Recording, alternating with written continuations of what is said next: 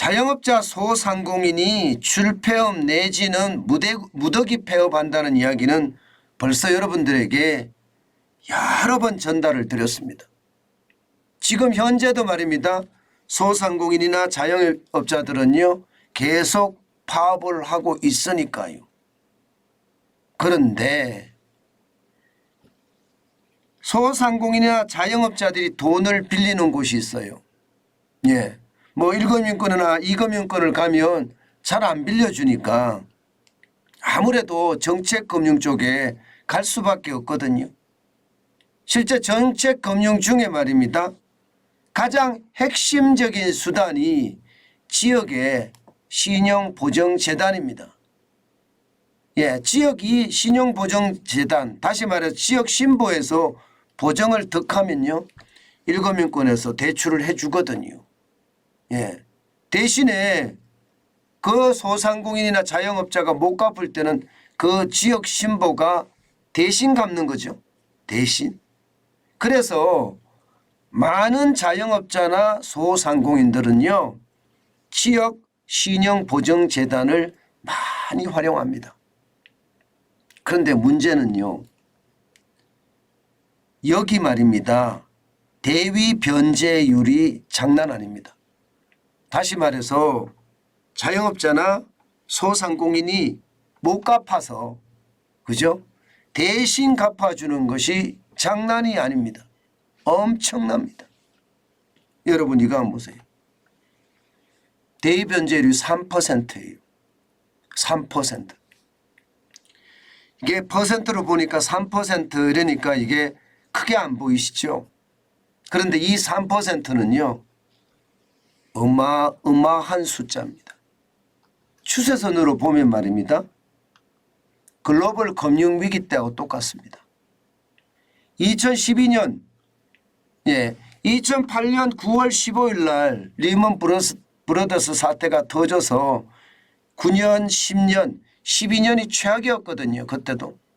12년하고 말입니다. 지금 변제율이 똑같습니다. 3.0%. 야, 이거 장난 아니죠. 변제율 자체가 2023년에 들어서서 급격하게 지금 올라가고 있죠. 급격하게. 2018년이나 2019년도 적지는 않습니다. 2%니까요. 이때도 굉장히 높은 수치예요. 여러분에게 제가 늘 말씀을 드렸잖아요. 문재인 정부의 소득주도 성장 정책, 최저임금을 워낙 가파르게 올리는 바람에 자영업자들이 무더기 폐업했다. 그 말씀 제가 엄청 드렸습니다. 그게 2018년, 2019년이었어요. 그때가 2018년에는 최저임금을 16.4% 올렸고요. 2019년에는 10.9% 올렸거든요.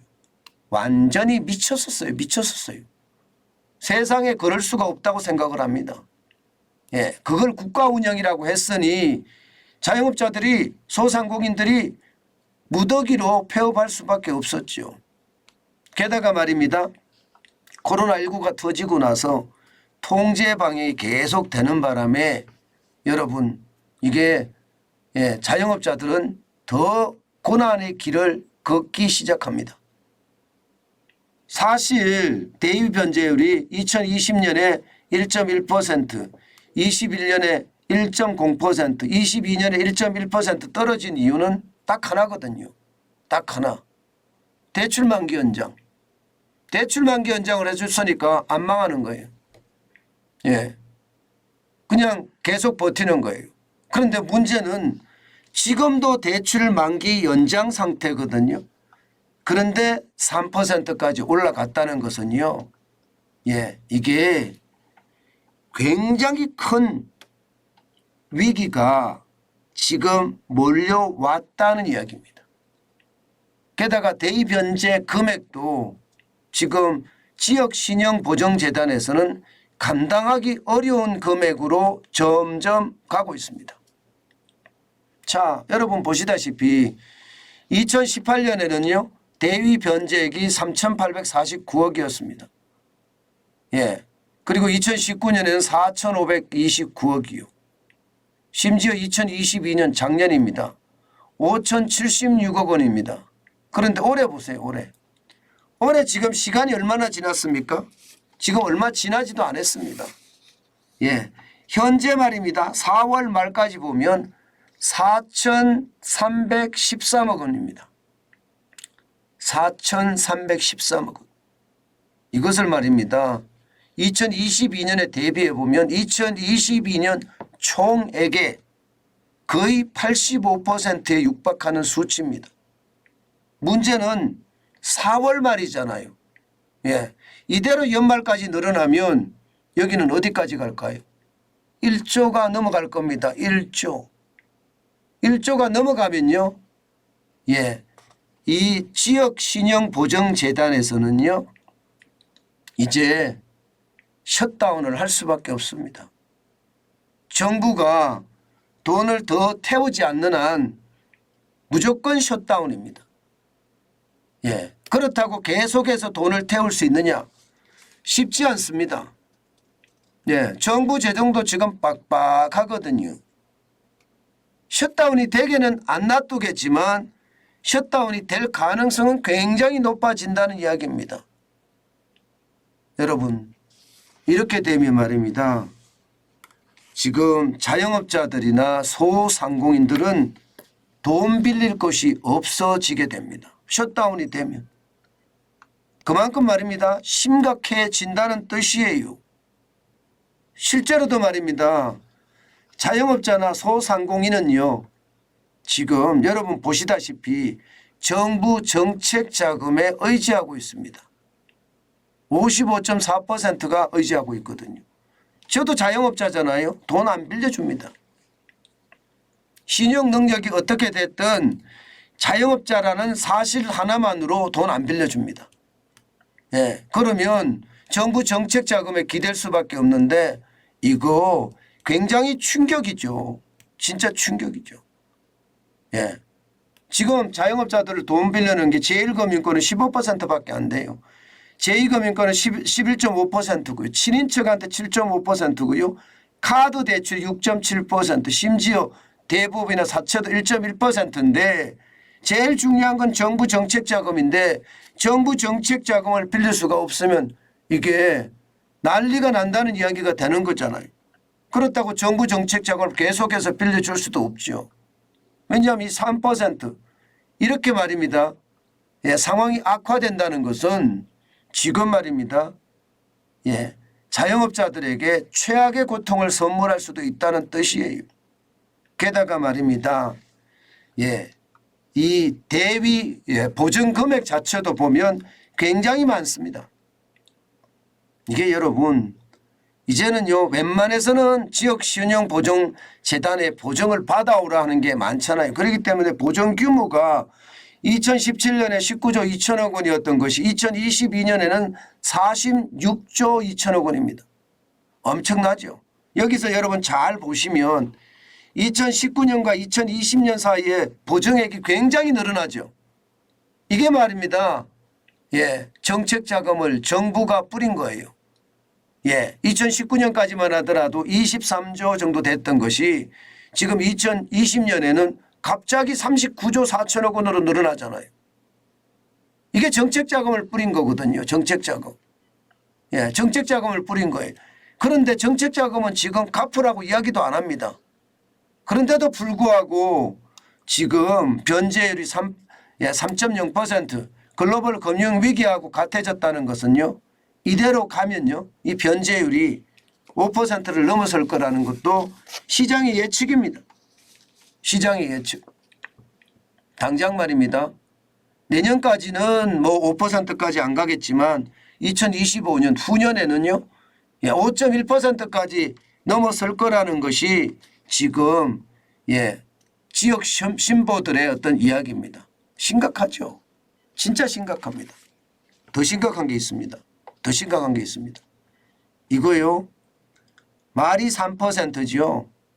예, 이게 보정 전체액에 지금 대출 만기 연장 이게 포함이 안 됐습니다. 만약에 이게 포함이 되면 어떻게 될까요? 포함이 되면 무더기 폐업이 아니라요. 집단 폐업입니다. 집단 폐업. 뭐 당장 말입니다. 지역 신용 보정재단도 보증을 해줄 수 없는 셧다운 위기로 몰리는 것은 당연하고요. 정부가 돈을 밀어 넣어서 막으려고 해도 이게 쉽지가 않아요. 금액이 워낙 적지 않기 때문에. 여러분 보세요. 46조 2천억 원입니다. 46조 2천억. 그러니 이거를 막기가 쉽겠습니까, 여러분? 진짜 쉽지 않죠. 제가 여러분들에게 계속 말씀드리는 것 중에 현장이 무너지면 우리 경제가 소생할 가능성이 점점 힘들어진다. 내환 위기의 어떤 상황이 도달할 수도 있다고 말씀을 드렸는데 그런 징조가 나타나는 겁니다. 지역 신보가 지금 있는 대로 말해서 대입 현재를 더 이상 못 해준다 이런 얘기가 나오면 물론 상황이 굉장히 심각해지겠죠. 물론 정부가 지역 신보가 대입 현재를 못할 만큼 그렇게 방치하지는 않을 거라고 봅니다. 그렇지만 정부도 부채가 만만치 않은 데다가 이게 돕는다는 것도 한계가 있습니다. 워낙 규모가 많기 때문에 터지는 것은 시간 문제다 이런 얘기예요. 제가 여러분들에게 자영업자나 소상공인들의 부채가 가장 심각하다 이렇게 말씀드린 것도 지금 하나씩 사실로 밝혀지고 있는 거예요. 사실. 심각하죠. 이게 말입니다. 그만큼 정부가 이야기하는 것, 언론에서 이야기하는 것, 이게 좀 다르다는 이야기예요. 지역 신보가 이 정도까지 간다는 건 여러분 지금 현재가 글로벌 금융 위기 때처럼 어렵다. 그 어려움이 지금 현재 우리 곁에 와 있다. 이런 뜻입니다. 제가 여러분들에게 위기는 이미 와 있으니 거기에 대한 고통 준비를 해가야 된다는 말씀 많이 드렸습니다. L자형이다 하는 것도 말씀드렸고요. 그런데 이 L자형의 깊이가 어떻게 될 거냐 하는 것도 말씀을 드렸습니다. 제 말이 틀리지 않죠. 저는 지표 갖고 이야기하기 때문에요. 결국은 말입니다. 여기저기서 터져나오는 그 징후들이 지금 좋지 않은 징후들만 자꾸 터지고 있습니다. 내년 총선까지는 어떻게 하든 막겠죠. 그렇지만 이 자영업자들 소상공인 여기는요. 제일 빨리 부채가 폭발할 수 있는 최악이 아닐까 저는 그런 생각 많이 해봅니다. 여러분 시장이 좋아질 때 그때 우리가 투자해도 늦지 않거든요. 지금 현장은요. 오히려 더 나빠지고 있습니다. 좋아지는 데는 좀 좋아진다고 이야기할 수 있지만요. 소상공인 전체가 지금 어렵다. 자영업자 전체가 어렵다. 지금 이런 상황이잖아요. 그러니 투자는 조심조심 또 조심하는 거 잊지 마시기 바라겠습니다. 아직까지 바닥을 찍었다 이렇게 확신할 수가 없습니다.